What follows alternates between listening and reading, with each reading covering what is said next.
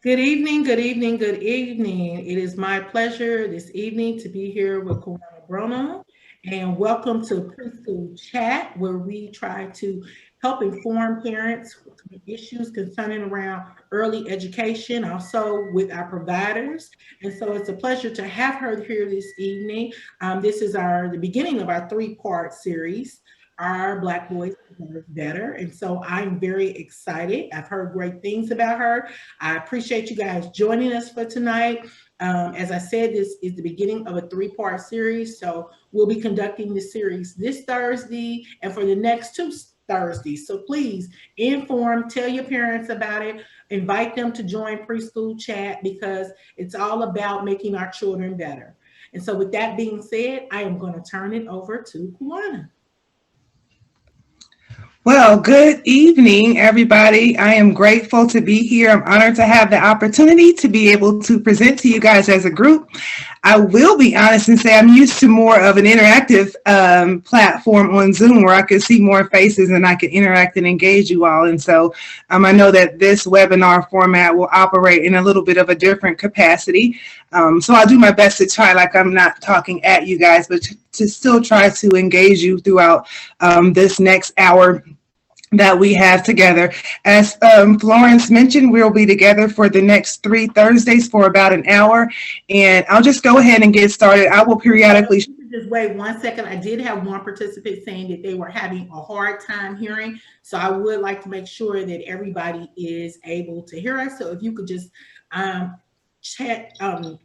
in your chat box if you are able to hear us, I would appreciate it. Thanks. Yes, thank you. Because I don't want to start talking and nobody can hear me. Okay, so we've had a couple of panelists say yes, they can hear. So, all right, so we'll continue on. Okay. Okay, I'm glad to see that you guys can hear me. So today we're going to do a little bit of talking about boys, the fact that they're wired to move and that they deserve better. They deserve better than what sometimes they are experiencing in their school settings. And so I'll just go ahead and jump right in. Like, my name is Kawana Bruno. I've been working in early childhood education for upwards of 20 years in a variety of different capacities. I've been a preschool teacher. I've been an administrator, college adjunct, coaching consultant, a little bit of breadth of it all. I don't claim to be a know-it-all, a doctor, or an expert in this field, but I have gained a good deal of knowledge over the years, and I like to share that in hopes that it is helpful to someone else along the way. I am based out of Dayton, Ohio, and I have done some work with the Preschool Promise here. And what my work has lended itself to work around the issue of working with boys, particularly African-American boys, in an early childhood setting. So as many of you may know, and even based off of the names of the participants that I can see in this chat, I always say that early childhood is very, it's a female dominant field, a pink-collar workforce, if you can say. For the most part, the majority of us that work in early childhood education are females. And so for those few males that are a part of us, and I do see at least one name, kudos to you guys, because we tend to outnumber you all greatly in the field of early childhood education. I think with that said, it also lends itself to the fact that we as women, as females, and as teachers sometimes lead from a female point of view. And what my research has shown me over time is that indeed, girls' and boys' brains are wired differently. So you probably heard the age-old saying, men are from Mars and women are from Venus, and some variations of those types of quotes. While I've always known that there was difference, there's obviously some physical characteristics that are different between males and females. By design, our brains are wired differently. Obviously, much like any other research, there is research out there that supports that claim, and there is research that is contradictory to that claim. Again, based off of the research and the things that I've studied and believe, I significantly believe that there is a difference in the way that girls' and boys' brains are wired. And this is even so through the birthing process. So as I share a little bit of a PowerPoint, and I will not bore you with going into great depth about brain and brain research, I think it's important to give you a general platform to kind of understand the premise in which I'm coming from. So I'm going to go ahead and share my screen and just tell you a little bit about the research that I've done around the development of the brain for boys and girls. And Flo, you can let me know for sure to make sure that you guys are able to see. All right. So our boys deserve better. Again, my name's Kawana, so I won't go through that introduction again because I've already done that. And so this slide is a little wordy, so bear with me. If you are working from a phone, you may have to pinch in and zoom out a little bit because it could be difficult for you to read the words that are there. But I do think it's important to kind of just give you a small point of reference in terms of what science says about the research in the brain development. So as you can see, between females and males, there's 2 X chromosomes are present for females and an X and Y for male. The brains are identical until about 8 weeks into development. After 8 weeks, the female brain begins to activate estrogen and proestrogen, while the male brain begins to activate testosterone to the brain. And so that is when some of the significant differences start to take place as early as 8 weeks into conception. And some of these terms, I'll be honest, I wasn't super familiar with oxytocin and serotonin and some of these other big words as well, but there's a lot of research out there. So if you're truly interested in the full realm of the brain development, I encourage you, and I'm willing to share some resources with you that delves a little bit deeper. But those were some of the premise of what I've learned around that it starts as early as that age. There are 2 sides to the brain, the left and the right side of the brain. The right side of the brain controls the left side of the body, and the left side of the brain controls the right side of the body. And so it's important as educators, as parents, that we create opportunities for children to do both, to cross the midline. And so some of those activities are outlined in a handout that I'll pass over to Flo that can be distributed out to you guys afterwards. So I'm going to go a little bit further and kind of switch gears a little bit. And just kind of show you some statistics around girls and boys. So I'm kind of trying to flow this through. So there is a difference in the way that girls and boys' brains are wired. Boys are wired to move. And see, before I start sharing the statistics, I'm going to stop there for just a second and also make mention of the book. So I do a book study it's called Wired to Move. And it's a little embarrassing to show this book. I always tease like it looks a little more used than grandma's Bible. So I've got all of these, sticky notes and notes because I use it and I reference it quite a bit. And it's a book that I highly recommend. It's called Wired to Move.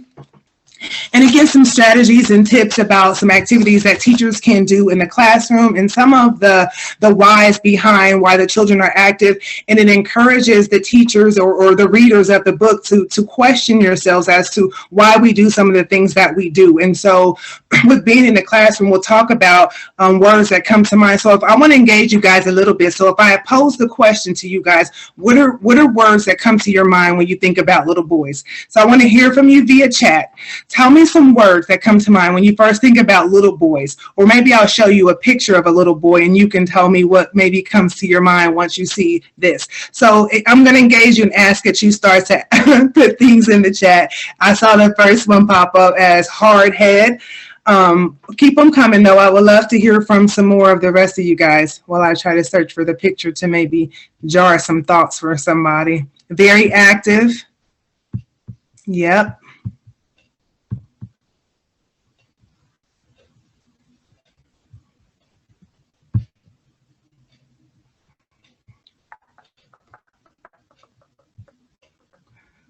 Moving around a little bit over here. Yeah, let me give you maybe a picture of an image that might jar some more thoughts for you. Keep them in the chat. I'm going to read them off. I'm hoping to get a little bit more.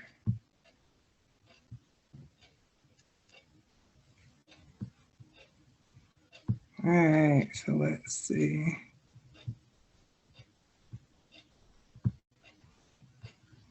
Now, where's my chat feature? Oh, it moved around to the top. right, so you guys came up with energized, aggressive, physical, playful, rough, hard to please, full of energy, exploration, have to have their own way. Um, Let's see, I think I had already said hard-headed. So those are all words that some of them have positive thoughts, some of them are maybe not so positive. Always moving, tough, all boy, wild, very active, busy, active. And so I would challenge people to say, so these are the things that we know and that we think and we understand about boys based off of the things that we've seen from them. So what do we do to engage this? If we know that they are wired to move, they're full of energy, they can be hard to please, they're very active, and we create spaces and situations that don't allow for them to naturally be themselves, then we're creating situations that are less than likely to have positive outcomes. So when we think about boys being wired to move and we think about things that they may not typically engage in, so let me back it up to say there are some generalizations that will be made today and throughout the duration of this series. And please know that there's no one size fits all. So there's always going to be boys that don't fit into one category per se, or girls that don't fit into one category. So please keep that in mind as we talk fluidly throughout these sessions, that it's not just every boy is going to fit into one particular category. I do see a hand raised. And if you have a question, you can, or a comment, you can pop it in the chat. I don't know that this platform is set up for you to verbalize, but I would love to hear your comment, Robert. So feel free to make your comment or ask your question in the chat feature. So again, going back to like the adjectives that we threw out, or the descriptive words that we talked about that are true to most little boys, what do we do to engage that? Are we giving them opportunities? And so I'm challenging teachers and people and parents and those of you who are on this panel today to create spaces for those children to be able to move around.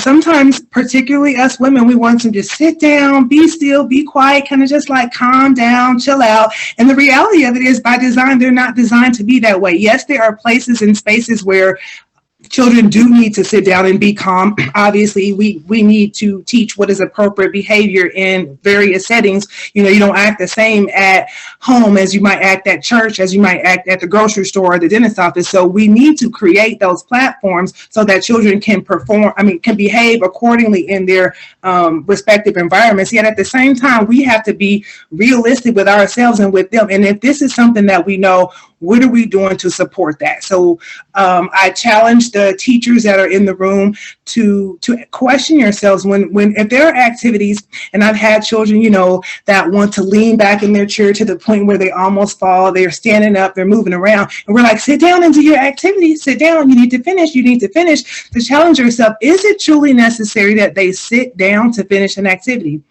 What the book has explained, and it made really good sense to me, their brains are working when they're moving.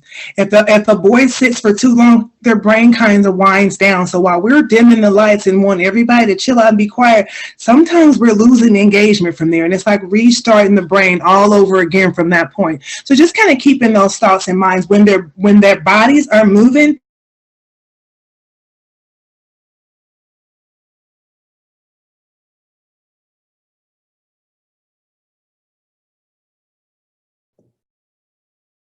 I think something happened. She is either lost sound.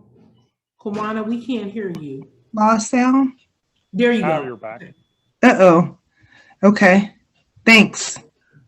Yes, please do that. Keep me posted, guys, because I won't know if I lose sound or if anything weird happens. I'll just keep talking. So thank you for that. And so I also just want to mention while we're here, if you guys do have questions, please raise your hand so we can unmute you so you can ask the question if you have. So we can do it that way. Okay, so we do have a couple of hands, Florence. If you can, I don't know if I can unmute them or if you can, but I would love to hear their comments and or questions. We'll get that taken care of. Thank you. All right, I think I see Robert up there. Did you have a comment or question? Well, I'm fascinated by this because I number one, have two grandsons, and number two, I know that little boys are starting off life behind the little girls, and I think that getting to the end of the discussion, little boys maybe should be starting school a year later than they actually do, just so they have more maturity. So I think that you are absolutely spot on in terms of this discussion. So I'm fascinated, but I also am struggling to get back to the to the screen that I want to be on. So I'm going to do that, and I apologize for keeping my hand up, but I think this is just such an excellent discussion and such a timely discussion and such an important discussion. Well, thank you. And I'm glad that we're able to engage and have these kinds of discussion. And it just comes as a result, and we'll go into a little bit more detail around the data, because what the data and the research continues to show us is that academically there is an achievement gap with boys behind girls, and then particularly African-American boys. So I think we need to dig a little bit deeper and question ourselves as to the whys behind that, and be mindful and strategic about the strategies that we employ to begin to bridge that gap, and to be, again, I'll keep going back to that, they deserve better. Sometimes the expectations that we have are just not realistic, and so it becomes an adult issue. It's generally not a child issue, but then the blame or the fault tends to land in the lap of the child. So I'm glad that you're engaged, Robert. I look forward to our continued conversations throughout these next sessions. And I believe Latanya Shannon's on it with a comment or a question. Yes, ma'am. I'd like to know this information that you're giving us. Will this be distributed throughout the different Preschool Promise locations? Being that I have my grandson living with me, and he is utilizing the Preschool Promise. I transfer him out of one school into another school, and the school that he's in now, he says he's bored. He's pretty much academically above all the rest of the kids. The teacher's not calling on him in class, and he's coming home saying, "Grandma, I'm bored." So he's running around class. He's pretty active. The teachers and everybody else is saying that he's just, he's not listening. He's not doing this. He's not doing that. And I just want to know, with the information that you're giving us, could it be distributed so that these teachers understand what's going on with these boys, especially with my grandson, being that I teach him at home. So he's pretty much in school for the socio development skills to be around other kids. Okay, well, I don't know if Florence wants to add on to the comment as well. I do offer trainings. Preschool Promise has contracted with me to do this training in a formal setting for teachers as well. So it is offered. It's actually offered again. I'm sorry, I don't have the calendar in front of me, but yes, these trainings are offered and available to the Preschool Promise providers. And I don't know if Florence wanted to add anything in addition to that. Yes, that's actually what I was getting ready to say, that we do offer the training to our providers. And so that's one of those things, not being aware of what particular center she's working with. I wouldn't know if that particular center has taken that training, but we will be working on something maybe after we finish the series of getting more parents the information out there. It's just trying to figure out how we structure it. As I said, we're always doing things with Preschool Chat for parents, and we do invite the providers as well to listen, because I see we have a couple of providers that are on the line. So definitely we'll be working on trying to do something with that. Okay, thank you for that clarity. Let me see. I get sidetracked a little bit, so I forget where we kind of were. So to kind of respond, in addition to the comment that was just made with your grandson in that classroom, I think it is very appropriate to be able to ask the right questions and engage the teachers and the staff in conversations around that, to ask, do they have, how many opportunities throughout the day are the children having the opportunity to move? So we know that they're full of energy, and we live in Ohio. Let's just be honest. It's already snowing. It's snowed, for the last couple of days, at least here in Dayton anyway. And so the need for them to move around doesn't go away because we live in a state that has wacky weather. And so we have to be creative to create opportunities for them to be able to still move, because their desire to move doesn't go away. In my personal opinion, and I don't know, the research backs this up, it almost like it increases or intensifies the need for them to want to move around. And so those are questions as parents that those are very engaging questions that you can ask your child's or your grandchildren's teacher. How many opportunities throughout the day do they have to have unstructured movement and play, which is something we push. All 4 obstacle courses and following the rules and those kinds of things. But children need spaces, particularly boys, to be able to just run and jump and move and get the energy out. And so again, asking those kinds of questions, being an observer whenever reasonably possible. I know COVID makes those restrictions a lot differently now, with allowing parents and family members to be inside of the classrooms. But that's another really important point that we touch on throughout, and we'll elaborate more on that, I believe, on our second or third session. But the need for male involvement to be a part of these preschool classrooms, as I stated earlier on, we're very pink collared and female dominant for a lot of different reasons, by caregiver and nurturers or general characteristics that women may have. We tend to navigate towards our early childhood. We know that that's not a really high paying field, which is also another reason why I personally believe that some men may shy away from it. And then it just says that early childhood isn't masculine, so to speak. And so not very many men are attracted into going into this field as teachers, but the need to engage them, as positive male, it's way, way, way on the top of the spectrum for me. And so if it looks like, dads, grandfathers, community providers, I encourage the teachers to utilize their resources, whether it is their school security guards, their school custodial workers, their bus drivers. There's other roles that males may play that is in the educational setting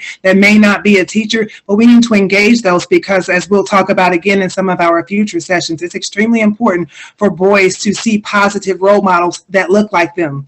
And I'll reassure you that the media is not going to give it to them. So we have to work diligently to ensure that we are providing, positive male role models for the children to be able to see in these early childhood settings. All right, so let me get a little bit back. I'm going to go back and share my screen because I want to share just a little bit about what some of the research out there and some data that I was able to find. It's very hard to find without being in the data and research realm. Some of the specific research I was out hunting for, I wasn't able to solidify. So some of it is nationwide and statewide. So I don't have anything that is very specific to Cincinnati per se, but I think this is important information to share. So I'm going to pop back over and share screens again. Maybe.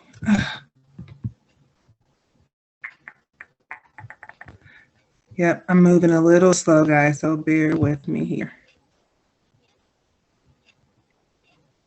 It's moving really slow.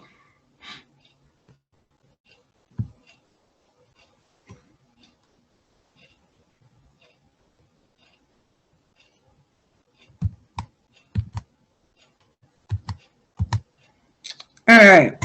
So this is just about race and ethnicity, but it didn't quite break it down for boys and girls. And I know this is about our boys, but this is also just some racial data that I think is important as it continues to drive our conversations. And someone else asked about having the information. So I do have the sources from which this data comes. It's in the notes of the PowerPoints. And if that's helpful, I'll make sure to pass that along to Florence so that it's available to anyone who may be interested. But this continues to show the retention rate. And so retain is basically is held back. A kid is held back in grade due to academic lack of performance, so to speak.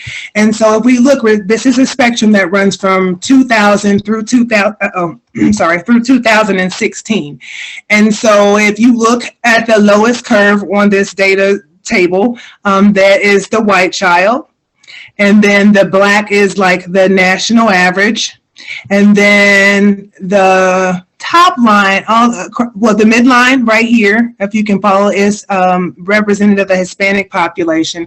And then at the top of this curve is the Black population.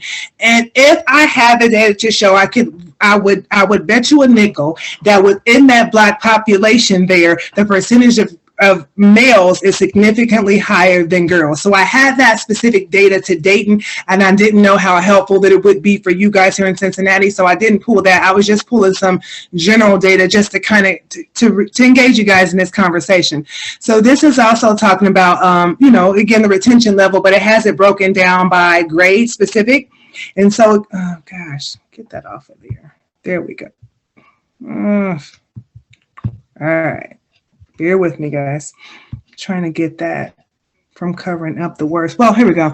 Anyway, the black is a total number. And then if you look at, the color coded, it tells you what represents the black, white, and Hispanic populations. And what's interesting and consistent across the board, that the population of black children being retained is higher than any other race or ethnicity, and is higher than the total. So you kind of do the math there. It's more than the total percentage overall. So that tends to show us a trend. Again, that's the academic gap between blacks and other races. There's also a study, and this is by the child study researcher Walter Gilliam. The study found that 4-year-olds were expelled at a rate about 1.5 times greater than 3-year-olds. Boys were expelled at a rate of over 4.5 times than that of girls. And African Americans attending state-funded pre-kindergarten were about twice as likely to be expelled as Latino or Caucasian children, and over 5 times as likely to be expelled as Asian American children. Again, all of this data continues to show, first of all, that there's a deficit an achievement gap between races, and then embedded within that is the additional achievement gap between girls and boys. So even like I said, this is more around racial data. I'll just kind of keep going.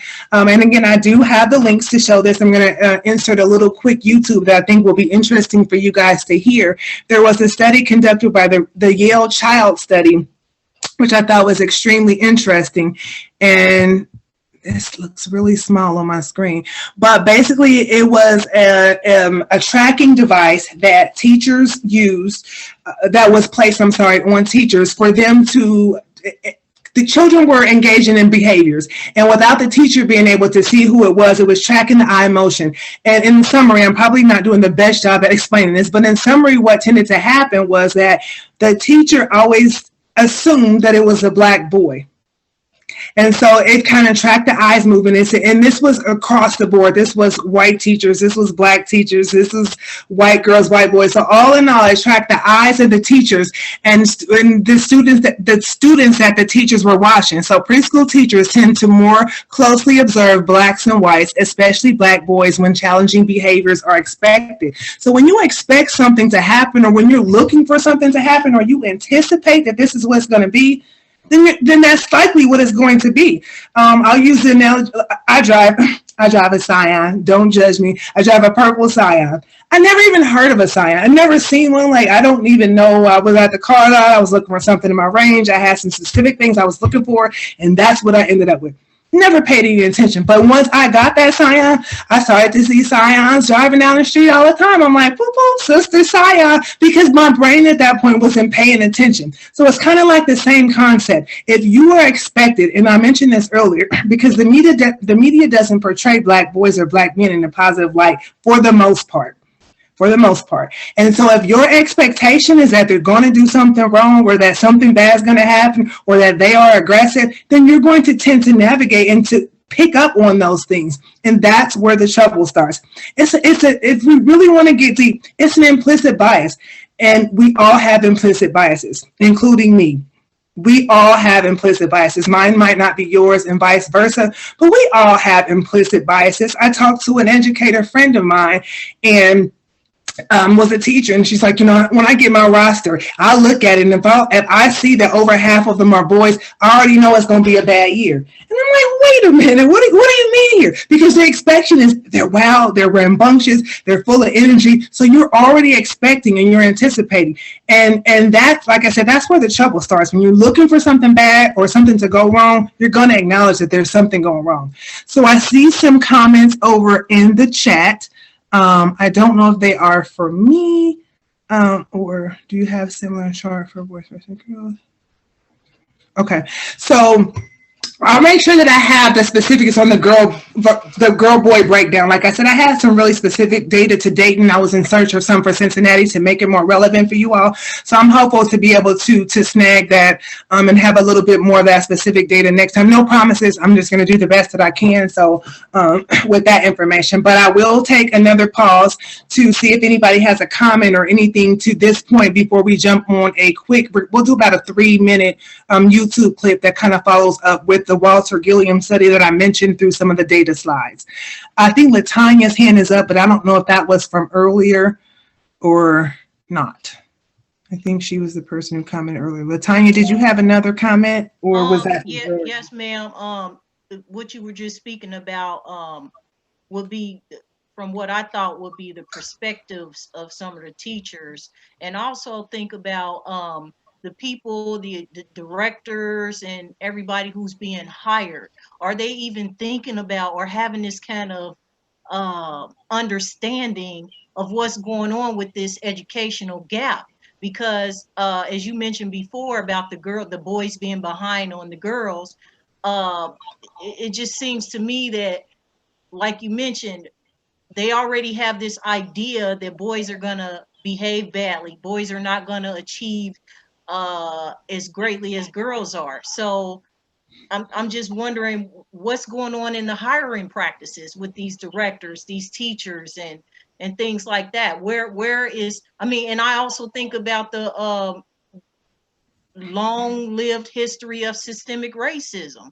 You know, I know it's not so much about racism right now, what we're talking about, but you can't exclude that, you know, just what's being done about all this stuff.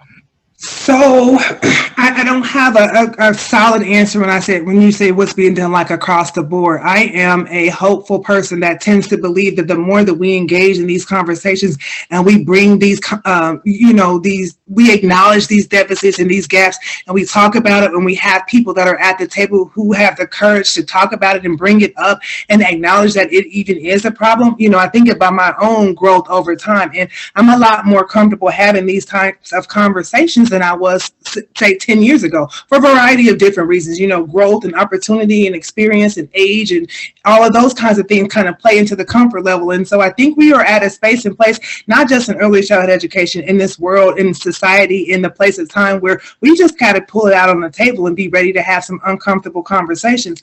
I am versed in Ohio Department of Job and Family Services in general, which is typically the entity that licenses most community-based child care programs, and then the licensing expectations for the other for the public programs that are licensed through the Ohio Department of Education. And I can say I am not aware that there is any formal expectation written that says this is something that programs have to teach or have to embed as part. You know, there's clauses obviously that say, you know, you can't discriminate on the basis of race, education, blah, blah, blah, blah, you know, that clause that we all kind of have to say, but I don't know that practices or expectations are formally laid out that says that this has to be a part of your teacher curriculum or part of your orientation. So I think there's obviously a lot of work to still be done. I think we just continue to be brave enough to have these conversations and bring them to the table and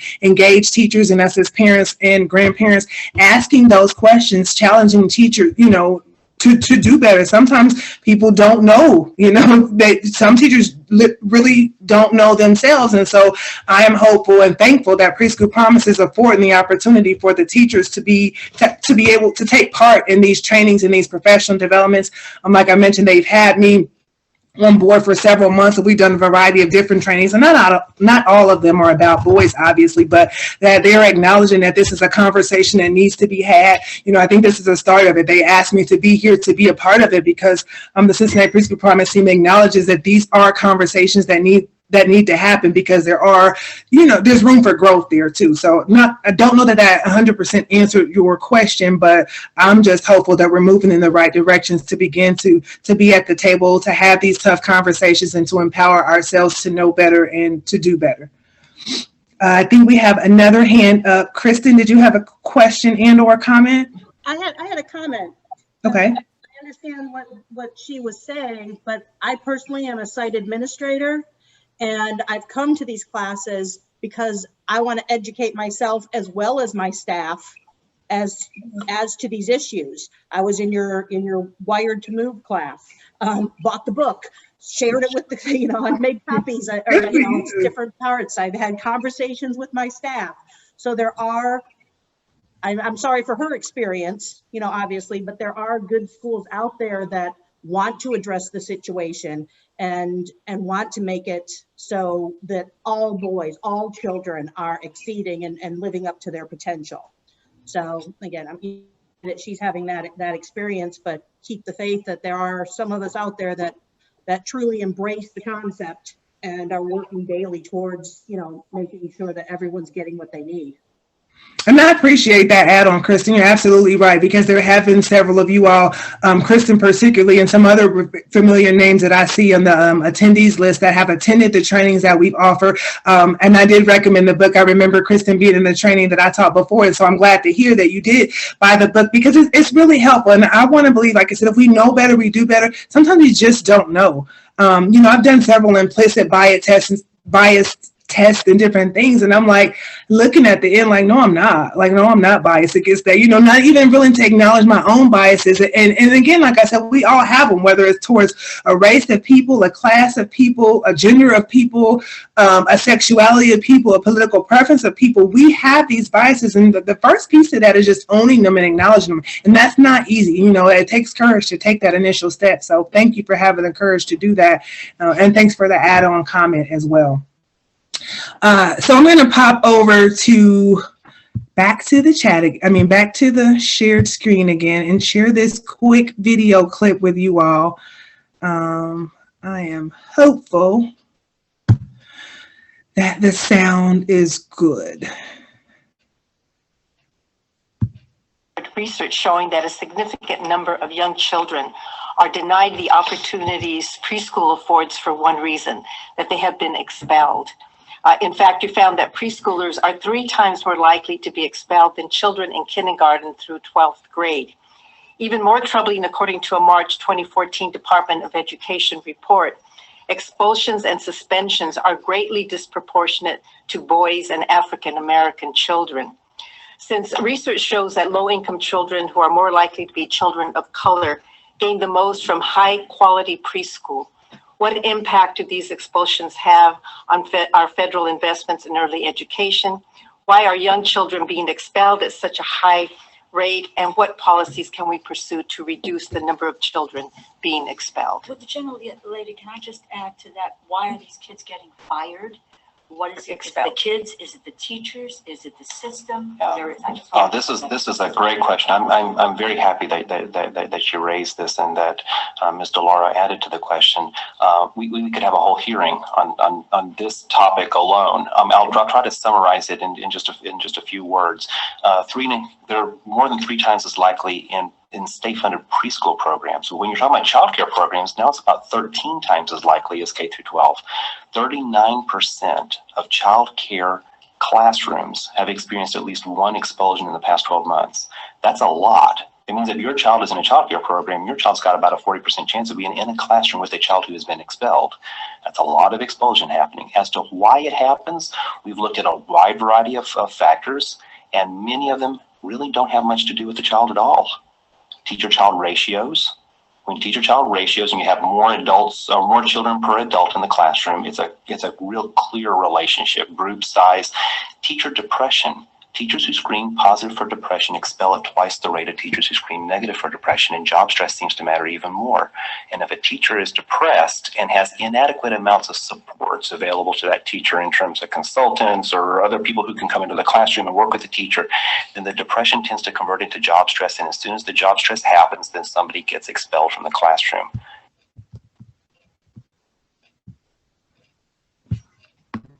Now, that is about a 17-minute video, so I wasn't going to play that all out, but it is available on YouTube, and again, it's something that I'm willing to share with Florence so that you guys could have access to that. But I think something that he said is extremely important there. And there's a couple of different things when he said that it's not really the child's issue. And so when we think about expulsion and suspension and different things, it's really hard to track that in the early childhood setting, because what it might look like, and we won't use the words expulsion or suspension because we know that that's kind of shunned. So it's kind of like, you need to come pick them up and maybe let them stay home for a day and think about it. Well, that's kind of like a suspension. And what good does that do for the child to learn acceptable behavior, and for the parents that have to work or go to school or do whatever it is that, that they are doing throughout the day while their children are being cared for? So I think that we got to be honest again and realistic and coming up with strategies of what we can do with the children in the classroom. Now, I'm not negating that there are children that exist that do need supplemental services. There are some children who need additional help for mental health reasons and for a variety of other things, but I'm consistently challenging particularly the teachers and educators that are on here, and the parents as well, to start to examine, is it the child's issue, or is it the adult's expectations for that child?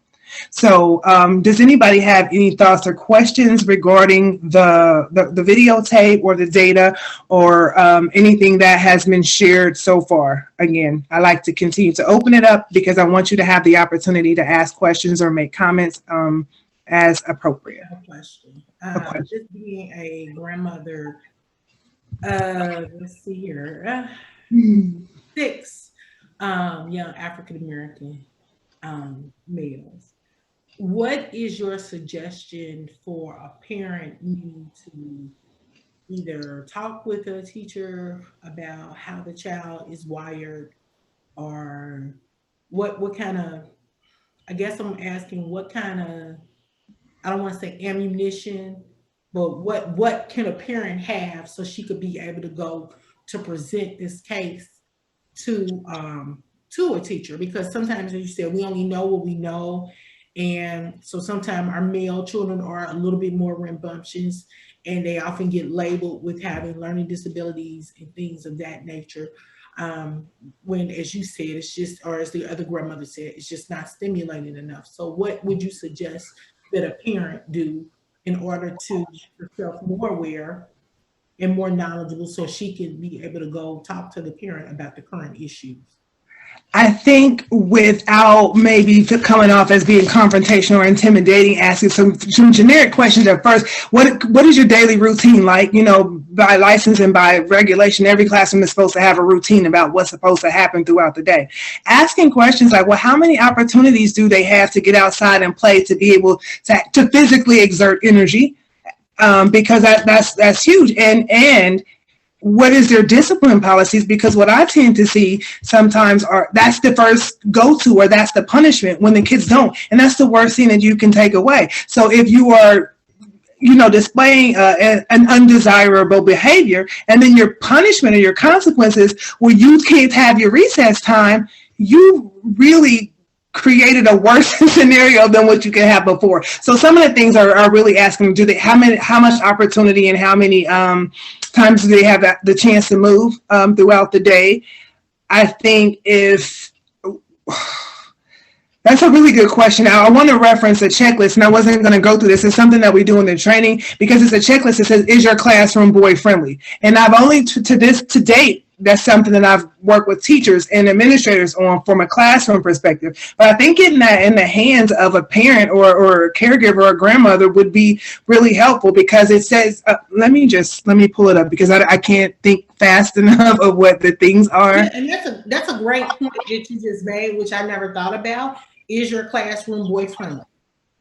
Mm-hmm. So I think this particular question, I mean, that is a mouthful. But then again, some teacher might not know, what do you mean? You know what I mean? Like, so, and that was going to be my next question. And so we may not get to that answer for next segment, but then my next question was going to be, putting my other hat on as an educator and as working in the provider world. Then what would you tell a teacher who they don't want to use the technology, because that's usually what they do? What other would you have for that teacher for discipline for that child? We're disappointed. Okay, so can you guys see? Can you see the screen now with the checklist? Yes. Okay, so this is what we reference as some of the checklists, and that's why I said on here, the rules. Well, one thing that the book also talks about is the visual piece. The boys particularly need to be able to see it. Not to insinuate that all boys are visual learners, but in general, the book talks a lot about the need for visibility and for things to be present. And so sometimes we talk about having rules that are available and posted in the classroom for children to see. And so a lot 3 and 4 year olds typically, unless they're in the higher end of the advancement, they're not able to read. So what's important is that these words are actually accommodated by actions and pictures as well. That there's visual rules and commitments posted for the kids throughout the classroom, that the toys and shelves are labeled, because a lot of times that's a really big complaint too, that for boys when it's time to clean up, they bail or they don't want to do it, or the girls are left cleaning up, or the teacher is having a major power struggle because the boy doesn't want to clean up. But when it says they're visual and being able to see it helps to organize, spatially in their mind, that makes sense. And so if this is if this is where the red teddy bears go in this bin, and there's a picture label right here, like taped on the shelf, and there's a picture of the teddy bears on the bin, then I know the teddy bears go in this bin and the bin goes on this shelf. And this is probably really generic to say, but I see the visibleness when I think about my own life, and I'm come from a very female dominant background. I have 5 sisters. My mom raised 6 girls. We were very female dominant. And so growing up and having a son and a husband, and I'm like, wait, the visual piece to it, even something as simple as at home, why are they not, the dishes go the same, the cups are always here and the plates are here, but when they put the dishes away for whatever reason, I'm like, oh, no, I'm not going to say I've labeled my dishes cabinet at home. That would be a little bit too much for me. But it just helped me to be able to see and reinforce some of the same things, because these boys grow up to be men, and I see some of the same tendencies that tend to carry through over as men as well. In the classroom, we talk about the gross motor part. What happens oftentimes, again, it becomes a behavior issue that looks like it's the boys have the issue. The boys like to track the motion and the movement and track objects and wheels and things that go. So if we don't have materials in there to promote that healthy, so they don't have big trucks or wheels or dump trucks or things that they can roll and push and move, we might have strollers and different things like that. And so the boys are literally flying through the classrooms, going so fast with the baby strollers, and the teachers are like, wait, slow down, you're gonna hurt the baby. They're not thinking about the baby at this point. They're like the tracking and the motion of the wheels and the moving fast. So they need to have toys and trucks and cars and things that have wheels and move and go, because we know that that's how they learn, that you can add educational components into that play as well. But the environment has to be conducive and supportive of boys.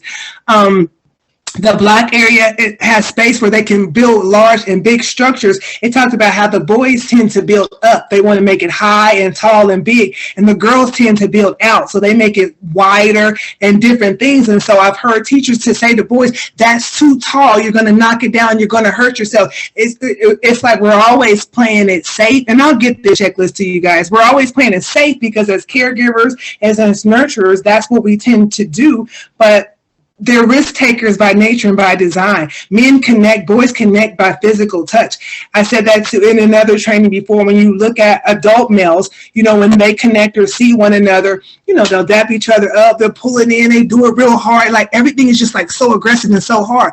Well, in general, females don't tend to do that. Yes, there's some exceptions to the norm. I don't dap it up and hug and squeeze up on I might give a hug or a handshake, but it just looks different. And so if you view that as aggressive, you're going to continue to come through the lens that these boys are roughhousing and they're being aggressive. So we'll talk about roughhousing again too and the benefits of that.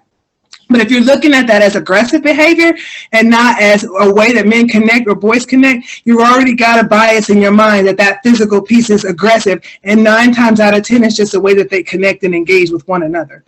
So I'm not sure that I answered the question. You gave us a lot of information. And so, Kwana, I know we're coming up on the hour, and I know we had one more question. So we want to make sure we get that in before we wrap up for the evening. Okay. Please remember, next week we'll be doing this session again, part 2, Thursday from 6 to 7 once again. So hopefully you guys will join us. Miss Shannon, she had a question. Yes. Okay, I'm sorry. I'm a little late in unmuting and everything, That's okay. but I got a lot of questions here that I wrote down. You pretty much covered a lot of some of the answers that the questions that she had before. But when you spoke about the practices and the tape that we just saw, and the man spoke about what goes on in the classroom and how the teachers are, like I said before, the perspectives or whatnot. I'm thinking about the policies and the practices that goes on. Uh, it seems like to me, like you mentioned, the teachers don't know. I'm at a school now to where I can't even go in and do a viewing of the classroom. I can't. When I first got my grandson to that school, COVID was out.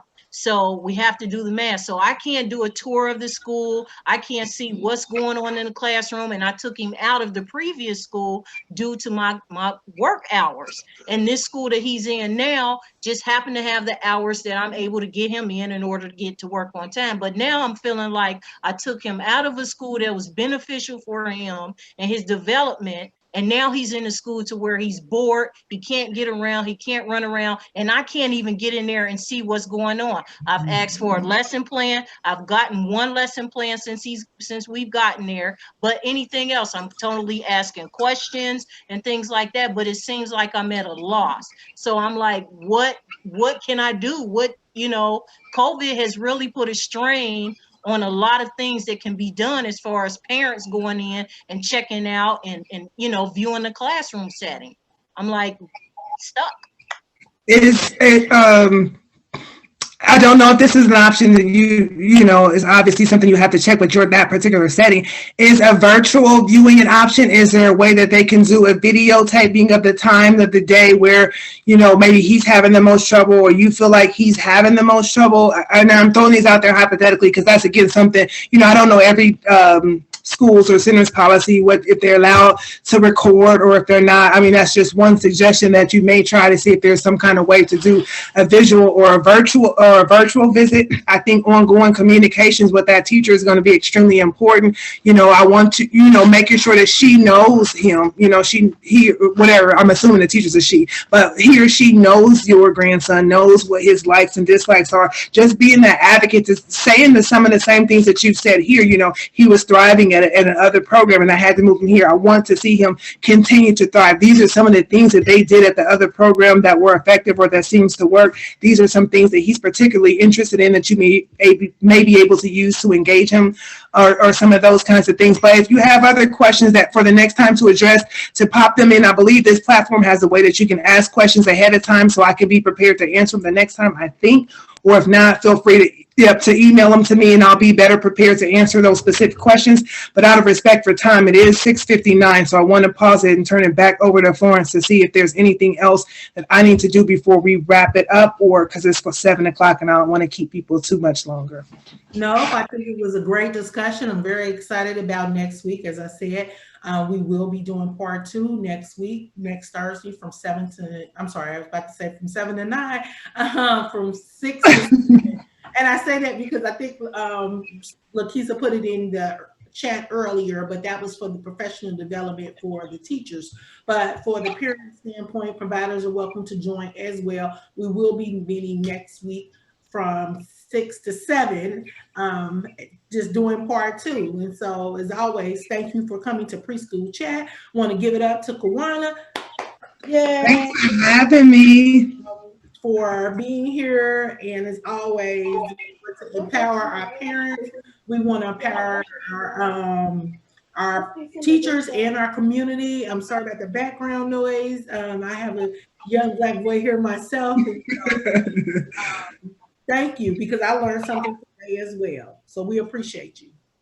Thanks for having me. I look forward. Please come back and join us next Thursday. Make sure you join us next week. Everybody have a good night and see you next week.